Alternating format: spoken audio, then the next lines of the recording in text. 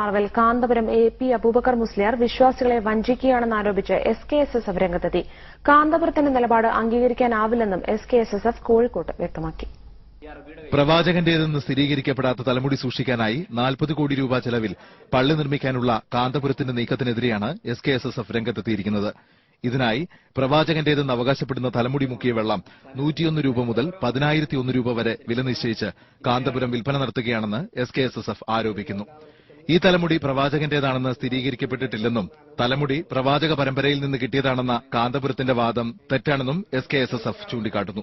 ഈ ഖസ്റജി കുടുംബ പരമ്പരയിൽ നിന്നാണ് അതിന്റെ അനന്തരാവകാശി എന്ന നിലയിൽ അഹമ്മദ് ഖസ്റജിക്ക് ഈ മുടി കിട്ടിയിട്ടുള്ളത് എന്നാണ് അദ്ദേഹം വിശദീകരിച്ചത്. അന്വേഷണത്തിൽ മനസ്സിലാവുന്നത് ഒരു കെട്ടുമുടി ഈ പറയപ്പെടുന്ന അറബിയുടെ കയ്യിലുണ്ട് എന്നാണ്. അപ്പൊ ഈ മുടി എങ്ങനെ വന്നു, അതിന്റെ സത്യസന്ധമായ പരമ്പര ഏതാണ് എന്നതിനെ കുറിച്ചൊക്കെയുള്ള അന്വേഷണമൊക്കെ നടത്തുമ്പോൾ വ്യക്തമാകാത്ത ദുരൂഹതകൾ നിലനിൽക്കുകയാണ്. പ്രവാചകന്റെ കേശം തന്റെ കയ്യിലുണ്ടെന്ന് പറഞ്ഞ് കാന്തപുരം വിശ്വാസികളിൽ നിന്ന് ഇതിനോടകം കോടിക്കണക്കിന് രൂപ പിരിച്ചെടുത്തിട്ടുണ്ടെന്ന് എസ്.കെ.എസ്.എഫ് അറിയിച്ചു. പ്രവാചകനുമായി അടുത്ത ബന്ധമുണ്ടെന്ന രീതിയിൽ കഥകൾ പ്രചരിപ്പിച്ച് ആത്മീയ വാണിഭം നടത്തുന്ന കാന്തപുരത്തിനെതിരെ വരുന്ന ശനിയാഴ്ച വിശദീകരണ യോഗം സംഘടിപ്പിക്കുമെന്നും എസ്.കെ.എസ്.എഫ് അറിയിച്ചു.